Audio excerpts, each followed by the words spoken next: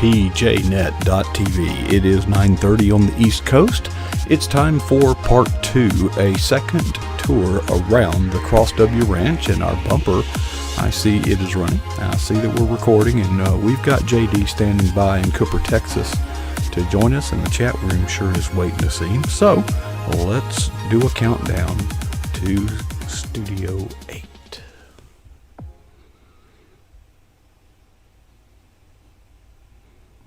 Well, welcome back to PJNET.TV. It's Thursday night. It's 9:30 on the East Coast. I'm Coach Prasick. This is the time that we take a trip around the Cross W. Hey, I don't know if you've been on Facebook. JD put a few pictures of the newly branded cattle. You can kind of see that brand on his cattle that he recently put on there, and he even shared with us how that's done with his freeze branding and all that stuff. But JD is standing by with us, and I'm going to adjust the camera because those of you that were here for the last segment, JD's wife Diane shared with us about her ministry and how she blesses people. JD, it must make you awful proud to be, just... How are you doing? You got to watch the whole thing from a different angle, didn't you? I did. Who's to watch with an angle? I'm sorry, Coach. Well, you got to watch that program from a different angle than we saw it. So. I did. I got to be on the receiving end. That was quite enjoyable. Of course, it was a one-sided conversation. I heard Miss Diane's comments. Yeah. But, that's right. So I'll have to catch that later. Well, I'm glad you didn't try to listen in, because that would have created an echo. You would have needed to go, to another room somewhere, yes. But never a dull moment at the Cross W Ranch, and folks, JD, among so many other things, blogs at JD. I didn't make a fresh cup of coffee. We may have to end early tonight. Blogs at jdwininger.com every Wednesday, and I hope you'll put that address in your bookmarks and go there. And I subscribe. I don't read many blogs, but I sure read this one, and it's very different than many of the blogs I read. Each one, I think, reflects the persona of the author. But JD, you're always a blessing, and you've always got some angle on something. And this week, I see this big title, EGT, and, knowing that you're a military guy, I'm wondering, Echo Golf Tango, what is EGT? So. Yes, sir. And the wheat field in the background there probably threw some people. And I imagine our buddy Ben Cooper's going, EGT. Now, what is that from an ag terminology and things? But no, that acronym actually came from the game of chess, Coach. I learned to play chess when I was about 6 years old, and started playing and played pretty regularly at school, because at home no one was capable of playing chess with me. But just a wonderful game, and it really helped to teach me strategic thinking and how do I envision what my end goal or the end game is on about something. And it's funny because that carried over into adult life, carried over into career, actually. I made a pretty successful career out of being a capture manager and a proposal strategist. So we want to go pursue a multi-million-dollar contract with the government to build the next fighter or the next refueling tanker or whatever. So, okay, what's the end game of that? Well, it's getting the contract to do that, right? So what are the strategies that we have to employ? Who do we have to influence? When do we have to influence them? What are the things that we have to do to accomplish that goal or that end game? And I started applying this last year, and I like to think of getting better at it, but I still have my moments. This world will still torque me up, but I'm finding that if I spend less time in this world, I have a lot more peace about my demeanor. I'm able to get a lot more things accomplished, and I just don't need all that clamor and furor in my life. So I started applying what is my goal in my spiritual life. And so I applied EGT, or in game thinking, to that question. And I said, it's to survive and get to the end being the rapture of the church, because I plan on being one of those ascending. Whether I go first or I go second, I'm going, Coach. That's all I know. And, how do I work towards that? What are the things that I need to do? And of course, that's grow in your faith. You can't really get more faith. I think we're all given a certain amount, but it's just like a soft muscle, your heart or the muscles in your eyes. If you don't use them, they become weak and not very effective. So learning how to exercise and apply and use and strengthen those smooth muscles works the same way with your faith, because faith is a muscle, if you will. Mm-hmm. If you don't use it, you lose it, Coach. It's that simple. But if my goal is to make it to the rapture and receive that well done, good and faithful servant one day, then what are the things I have to do here to accomplish that? Well, I have to ask for the fruit of the Spirit. I have to accept the fruit of the Spirit, and I have to grow in the fruit of the Spirit. Do I not? And to me, God uses that as a measuring stick, because at the end of the year, and normally between Christmas and New Year's, I can look at kindness. How did I do for kindness this year? Was I kinder this year than I was the last year? And if I don't see growth, then I know that's an area I need to work on in the coming year, isn't it? But if I focus on achieving my end game of making it to heaven, and I'm going to get to heaven, Coach, there's no question my salvation is secure, but I want to do more than just get to heaven. I don't want to be as my brother Paul used to say, there's going to be a lot of folks that smell like smoke, like they were raised in a smokehouse up there, right? Because I just barely made it. I want to make it. I want to receive the rewards, and more, I want to keep whatever of those 5 crowns and the jewels that my Lord Jesus bestows upon me. I want to be able to keep those crowns when my life is played out before me. So, were the things that I did in God's name bringing honor and glory? Are they built on the solid foundation that is Christ Jesus? If they are, then they'll be like diamonds and stone and precious gems and gold, and they'll be well refined and they'll be solid and secure. If I really did it because I wanted to make money or I wanted to look good, look how righteous and upright JD is, right? Then those things are going to fall away, Coach. And I don't want to ever stand in the crowd up in heaven and have nothing to throw at my Savior's feet, Coach. How terrible is that going to make somebody feel? Now, we're in heaven, and I might only be the street sweeper. If you remember fractured fairy tales when we were kids, they always had the little guy with the DSC on the trash can, and he's walking in the streets, and he's sweeping up the fairy tale that fractured, all over the street. I may be heaven's street sweeper. Now, I believe if he's going to put me with cattle on 1,000 hills, or at least I'm kind of hoping he does. But, I'll be happy to be in heaven, but I want to know that I was of service to his kingdom here in this world. That's the legacy I want to leave behind, Coach. So the more time that I spend thinking on that goal and working towards achieving that goal, the less time I have to worry about the politics and the division and the hatred and the riots and all the nonsense and everything that's going on in this world around us.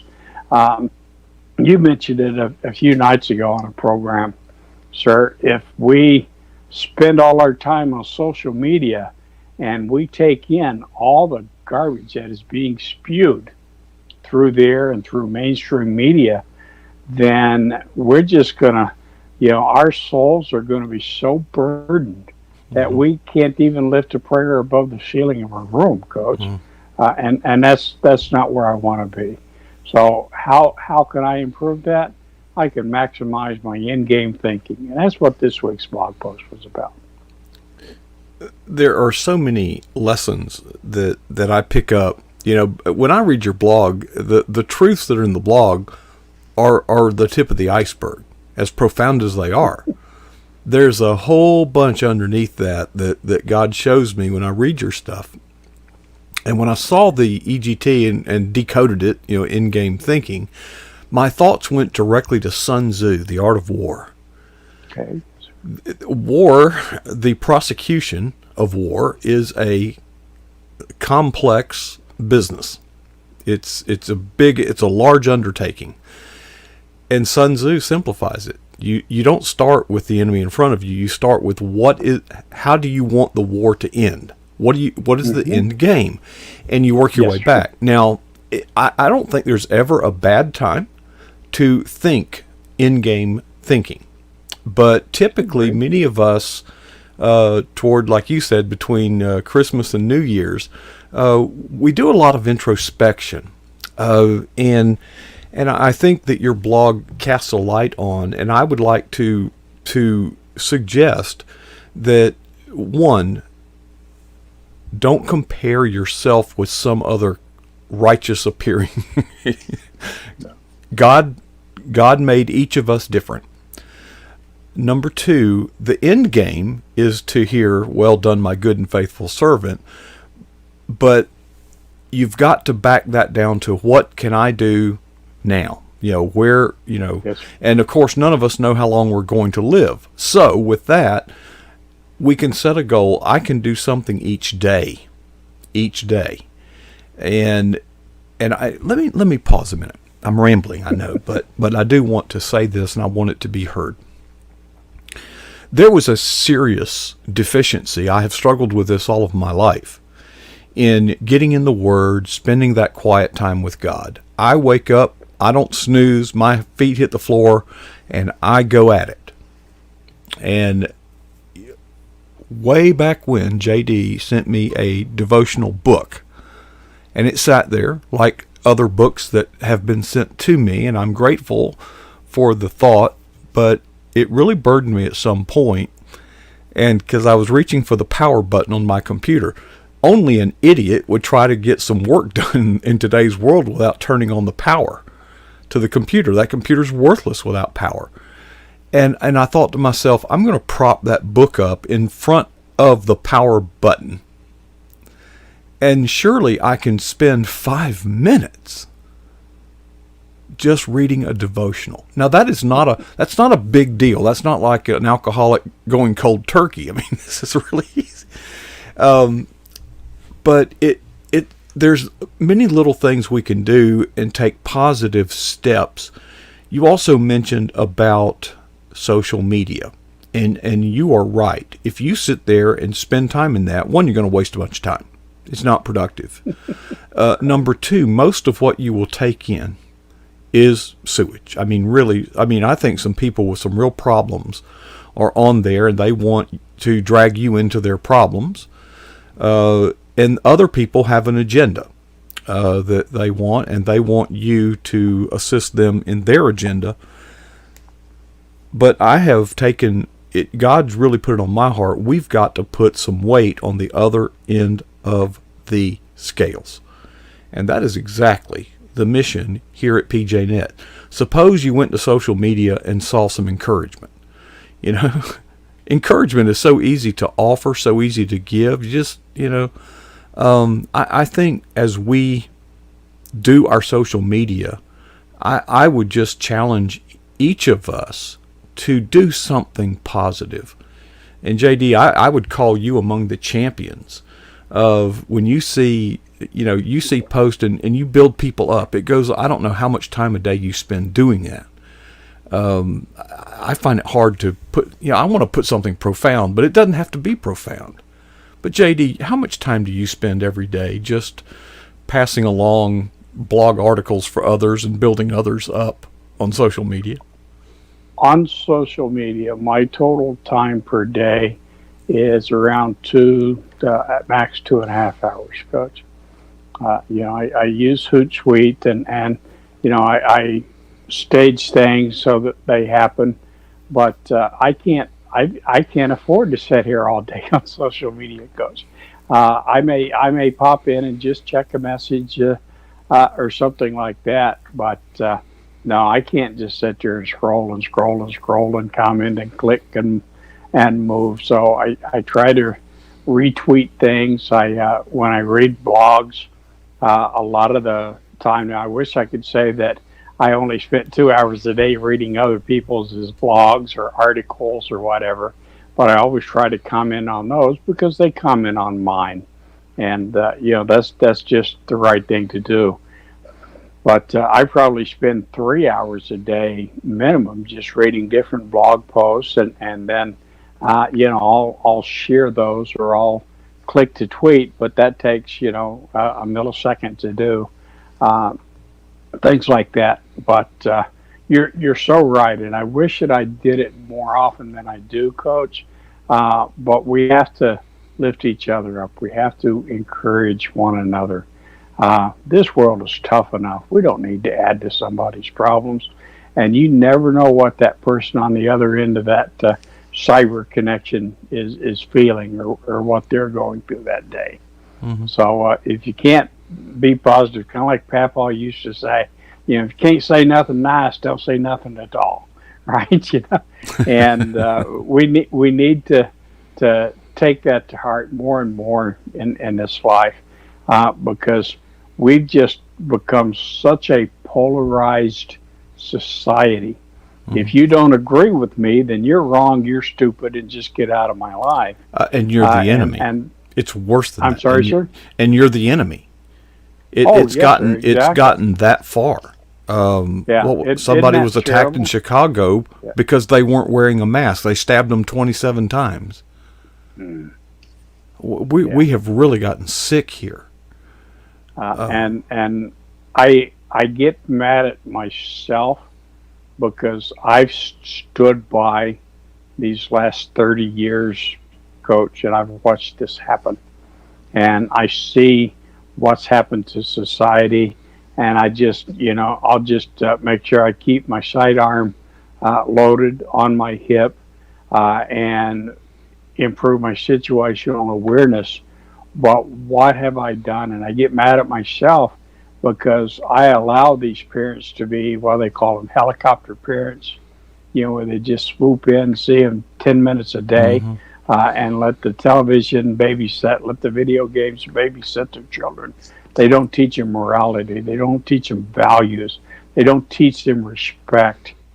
I had somebody, a person of color or a black person, because we're all of color, but I had a black person tell me, well, you just don't understand because you don't raise, you don't have to raise your little black babies in telling them, oh, you got to be afraid of the police because they're out to get you. And I'm going, 99.98% of the time, and there's always bad actors in everything, but the preponderance, it's overwhelming, the fact that police are there to help you. They've got a tough job to do. And when you teach your children that kind of an attitude to distrust the police and disrespect police, and they're just out to get you, and things. When you're taught that as a young child, that's all that you know. And why do we do that? Why do we disable our children in such a way, Coach? Used to be, boy, if you did something wrong, everybody in the neighborhood knew about it, and your folks knew about it before you got home, right? And in the cities or in the little country towns where I lived growing up, I'd get a spanking from the neighbor if I did something wrong, and then I'd get another one when I got home for doing it, right? That's exactly what I was going to say. I've been spanked by people other than my parents, and my parents were fine with that. And Yes. whoa, what would Sure. happen today? I tell you what's even worse, JD, and I think you might be being a little bit hard on yourself, but the message is still clear, is we are helicopter parents. We've sold out that, the mom and the dad both have to work professionally and make the money and buy the stuff. And, we're substituting things for family time. We're hurrying all the time. We don't sit down around the dinner table and eat. We use the television as the babysitter, but then we send them off to school thinking that school is somehow going to raise our kids, and they are raising our kids, but not, and yet we're surprised at the mess we're in. Yes, sir. And, what did you expect? We've sat here and we've allowed it to happen, and recovering from it is going to be a long and painful process, Coach. People, and right now, election time, and that's why I thought this was a timely time to put this out. We're just a couple of weeks, I guess, away from the election. A week days. now. But I look at this, and, I've been praying for months and months about the election and the outcome that I hope it is, Coach.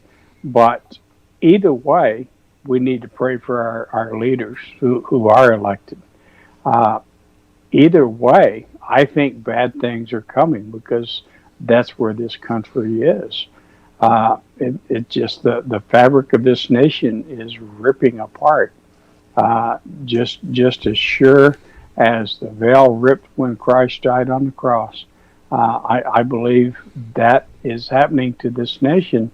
But either way, left, right, Democrat, Republican, whatever you want to call it, however this election turns out, here's what I know, Coach. It's an answer to prayer. And that answer will be that this nation has a little bit more time, one more chance to repent, to turn back to the godly nation that we were founded upon. Or, folks, you better get prayed up, because it's coming faster than you think. Mm-hmm. And so either way, next week, we're going to get an answer to prayer, Coach. That's what I believe, sir. Well, we have looked to our politicians, and I'm not speaking only of the presidency, but we have looked to the government to solve our problems. And the government, as Reagan not said, their job. It's not their job. Government is the problem, in the opinion of many, and mine included. But I think the biggest mistake we have made culturally as the church body is when the Great Society was hatched. We abdicated our responsibility and just abandoned that battlefield and said the government's going to take care of the people. Amen. That's exactly and right, we did brother. Nothing. We sat there. I guess we were relieved. Oh, we don't have to do that anymore. I don't know. I was still in diapers, I guess, at the time. But if I had to trace it back to a single pivot point, from there's almost no return, because there was a day, I've heard my parents, spin yarns about when, well, gee, JD, you bring it back in today, when your farm has something that needs working on, neighbors pitch in and help one another. Yes. When fence, whatever it is, if a neighbor's house caught on fire, the neighbors helped put it out, and then they helped rebuild it. There was a time when families took care of families members, and then churches took care of community needs. That's a day gone by. Now we build big buildings and have loud music and lasers and entertainment and yes, sir.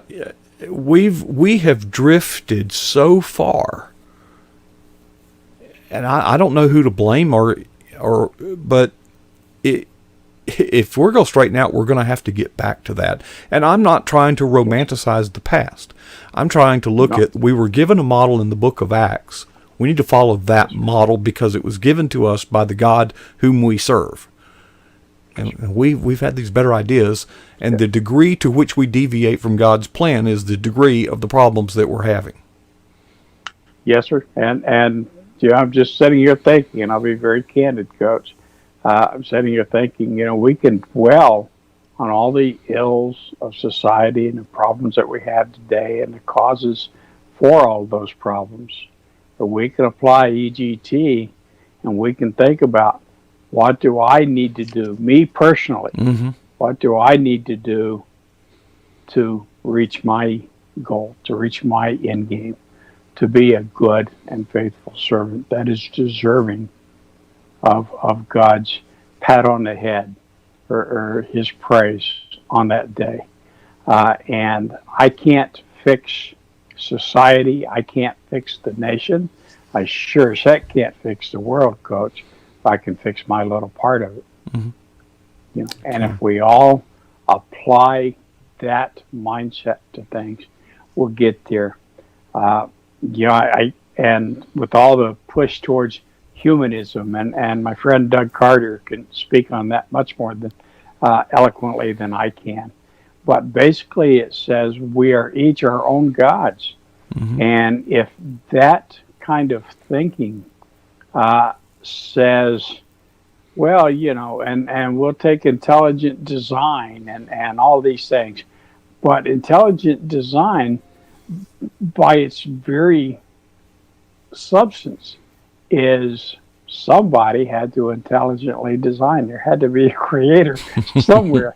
So, it's circular reasoning. But, and I tried to point out in my post this week, Coach, all of the promises that God has made in the Bible. And it was astounding, and I knew there were several thousand of them. But when folks have spent a month and a half studying this and investigating, there's over 8,800 promises in the Bible. Of those, nearly 7,500 of them were from God to humankind. When I look at the nearly 2,500 prophecies that are contained in the Old and New Testaments, and I see that over 2,000 of them have come true perfectly, exactly as described hundreds of years before they happened, Coach. You're a statistician and data analytics, Coach. Those odds are astronomical. They're unfathomable. Mm-hmm. So if you don't think what God says is going to happen, folks, you're sadly mistaken. And my heart breaks for you. If you don't know God tonight, then please seek somebody you trust. Any church, I want to hope any church in this nation can help you understand the gospel of Jesus Christ and lead you to salvation. That is such an important thing to do. If you do nothing else in this life, make sure your eternity is secure. Please, folks. Makes sense, JD. JD, you've challenged us. And your wife has warmed our hearts. And oh, she's a blessing, isn't she? As you were talking about, we can't fix the world, but the words that I heard in Atlanta, and I don't even remember who spoke them. It's the easiest thing in the world to damn the darkness. Just light a candle. Amen. And your blog is a candle in a dark world. Each of those cards your wife sends out is a candle in the life of the one that receives it. What a wonderful testimony. What a wonderful ministry. Both of you. I love you. And can't wait to do this again next week. Outstanding. Thanks, Coach. Thank you, everyone. God bless. All right. J.D. Wininger taking us on a tour around the Cross W. I'll give you the little tour right here of the Eagle's Nest, the PJNET studio from which we beam out the positive message of the gospel of Jesus Christ. We're projecting it outwards, folks, and you are a part of it. I hope that you're not just consuming this and being entertained and chuckling and saying, yeah, that's good. I hope that these words challenge you. I hope that the bar is raised, and I hope that you wake up with a purpose toward the end game thinking. that JD spoke of. Folks, it's time to go. Tomorrow, Friday nights are very special here on PJNET.TV. I get to take the night off, and you get to not see me. What we do, we still get together about 9 o'clock, and Hazards 4 is in control of the helm, and he will take us down a trip down memory lane with some oldies and some jazz, and we kind of let our hair down and just relax. And then sometime in the neighborhood of 10 o'clock East Coast time, he uncorks my perspective and comment. Folks, that has become quite the magnet of attraction here in the PJNet family. We invite you to get a recap of events around the nation and, in fact, around the world, and a biblical perspective. And it's not a newscast. He uses that to set up what JD says. He always brings it home. There's a spiritual message. All these things we see are pointing to our sovereign God. Well, it's been a wonderful week we've spent together here at PJNET.TV, and I will see you next Monday with 2 more exciting guests. Again, we will not have any live guests on Tuesday night. We will be bringing you coverage from outside media sources right here. So if you'd like to get together and just kind of watch the votes and the election results come in, this is as good a place as any to hang out with people that are friendly and of like mind. And I hope that you will find your way here and hang out with us as we watch that. Folks, before I leave, I want to challenge you. I want to ask you to ask yourself 2 important questions in my mind, and I'd like them to be on yours. First, what is the boldest thing that you've ever done for Jesus Christ? And secondly, how long ago was it? The challenge is to never be satisfied with either answer.